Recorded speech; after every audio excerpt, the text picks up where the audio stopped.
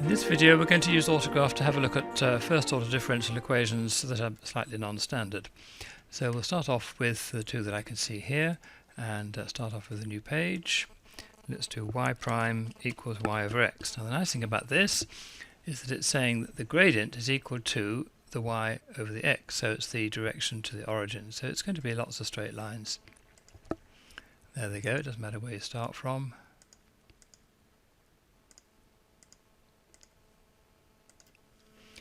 There we are. Now if we want the ones that go perpendicular to this, in other words produce circles, we're going to do the perpendicular to y over x, which is minus x over y. So let's try that, minus x over y. Okay, they're not quite circular because of equal aspect, that's better. And you can start from wherever you like. Now if we actually go off, it's always more fun actually to have the slow plot on here.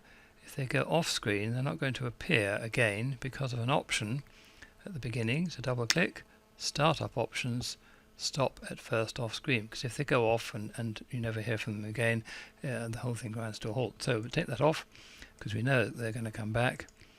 And now if we put one up here, might actually not, oh, there it goes, and it's going to reappear and it should go off the top end, but it will stop if it ever gets back to its start point, which is nice.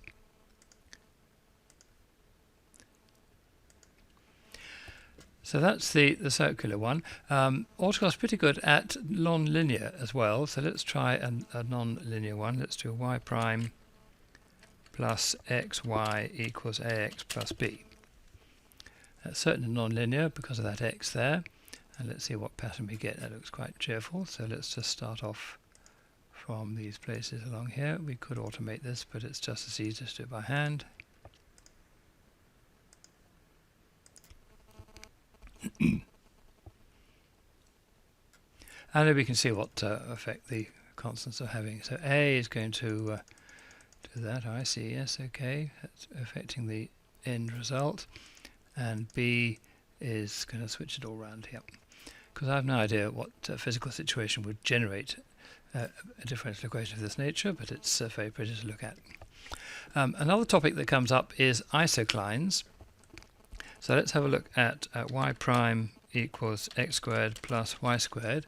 Now you have to do something after it to make sure the y squared becomes a little 2 rather than yy, because of y prime, for example, in differential equations. Okay, that's I have no idea what that's going to look like. Let's have a look. Okay, so again we can start off at various places.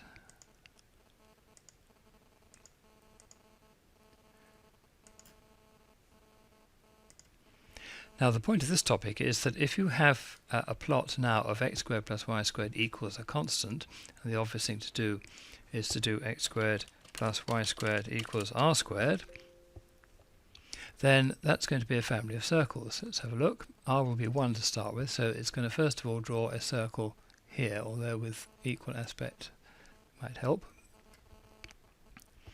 Here it comes. Now that circle is of radius 1, so x squared plus y squared is 1. Therefore, at all the points that it crosses the solutions to the differential equation, the gradient will be 1, and it looks as though that is indeed the case.